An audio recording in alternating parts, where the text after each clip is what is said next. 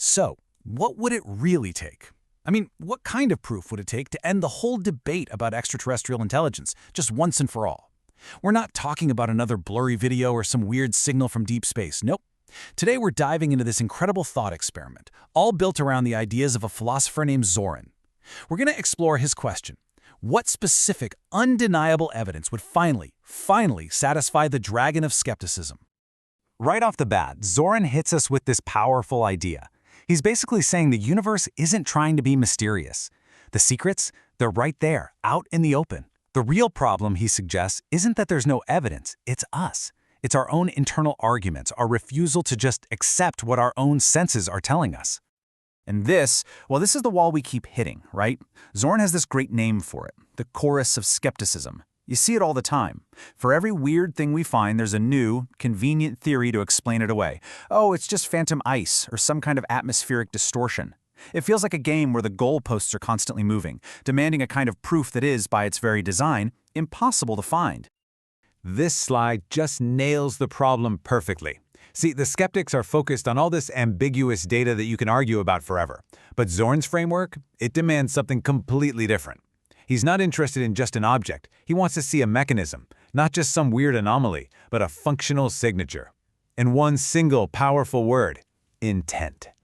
And that question brings us right to the heart of this whole explainer.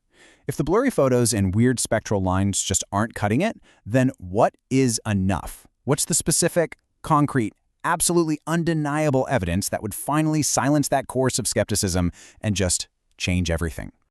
The answer, according to Zoran, is intent. This is the whole ballgame. It's the ultimate litmus test. We need to find something that doesn't just exist, but something that functions, something that clearly shows conscious, non-natural design and control. That is the smoking gun. Now, Zoran sets a really high bar for this proof.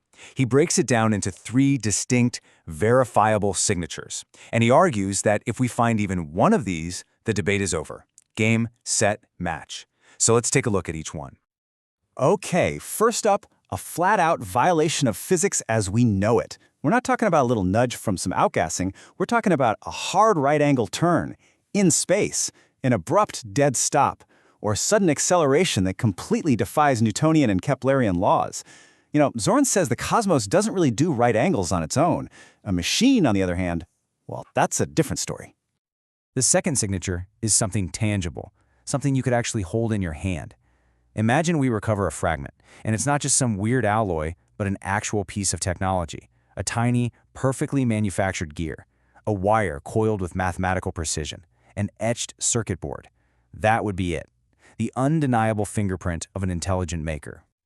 And finally, the third signature, a deliberate message. We're not talking about cosmic static or a pulsar. We're talking about a structured, clearly mathematical broadcast, a sequence of prime numbers maybe, or a geometric pattern encoded in radio waves. That would be a clear, unambiguous voice just saying, hey, I'm here, recognize your neighbor. Okay, so let's just play this out. Let's imagine for a second that tomorrow, one of these proofs is found. It's verified, it's undeniable. What happens next? What's the immediate consequence for all of us?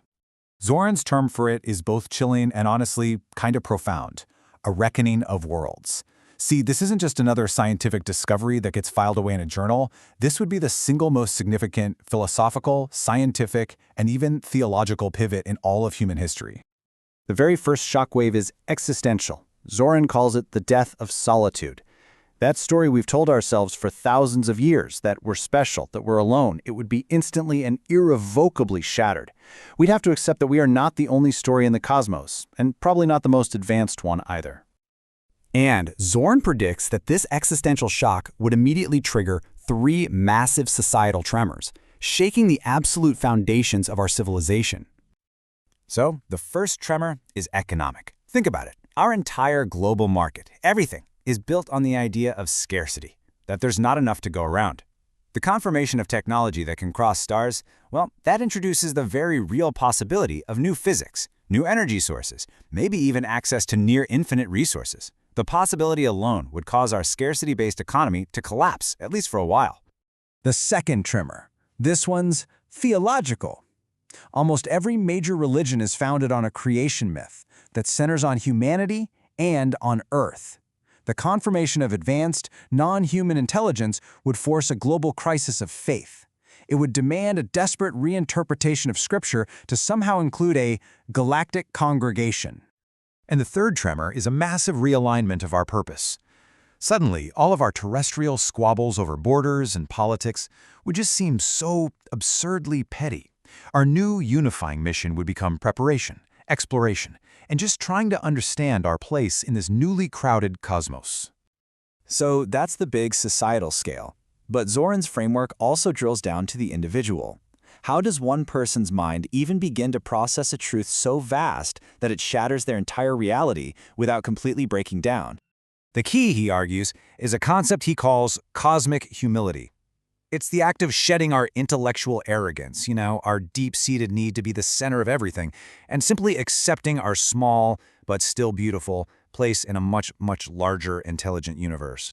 Zoran even gives us a little mental exercise for this, something he calls the dragon trial. First, you have to allow yourself to feel the shock and the fear without running from it. Then, you consciously choose a new core truth to anchor your new reality. And finally, you channel all that energy into constructive, collective action as a newly minted cosmic citizen. And this is where the framework gets really fascinating. Zoran actually connects this whole psychological process to our physical brain.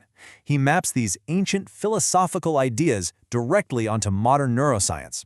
For instance, he links the yoga concept of the third eye, that state of intuitive insight, to what neuroscientists call theta wave coherence.